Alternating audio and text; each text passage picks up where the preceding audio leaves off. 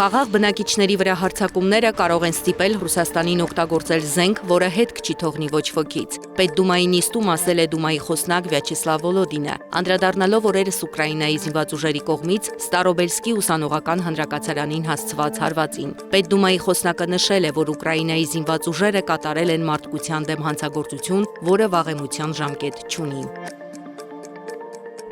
Իրանն ԱՄՆ նոր հարձակումներն անվանել է հրադադարի կոպիտ խախտում եւ հայտարարել, որ պատրաստ է արձագանքել։ Վաշինգտոնը կկրի հետևանքների ամբողջ պատասխանատվությունը, հայտարարել է Իրանի արտգործնախարարությունը։ Ավելի վաղ Միացյալ Նահանգների կենտրոնական հրամանատարությունը հայտարարել էր, որ չնայած հրադադարին նոր հարվածներ է հասցրել Իրանի հարավին ամերիկյան զորքերն իրանական ուժերի սպառնալիքներից պաշտպանելու համար։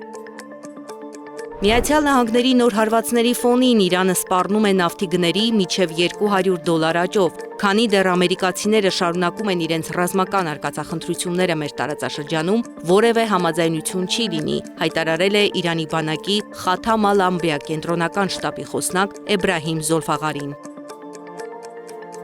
Իսրայելը զգալիորեն ընդլայնում է ցամաքային ռազմական գործողությունը Լիբանանի հարավում, անվտանգության խորհրդի նիստի ժամանակ հայտարարել է վարչապետ Բենյամին Նեթանյահուն։ Ռազմական գործողության ընդլայնումը Նեթանյահուն բացատրել է Իսրայելի հյուսիսային շրջանները պաշտպանելու անհրաժեշտությամբ։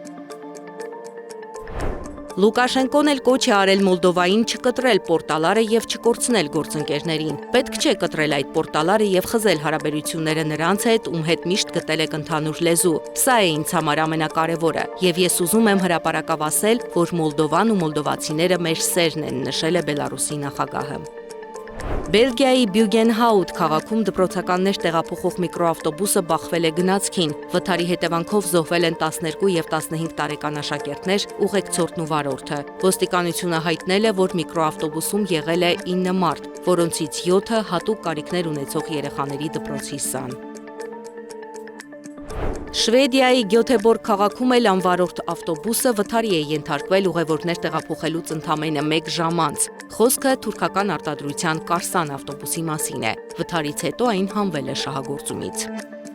Արտակարգ դեպք է տեղի ունեցել Սիդնեյում, լուսային շոուի ժամանակ դրոններն ընկել են երկնքից։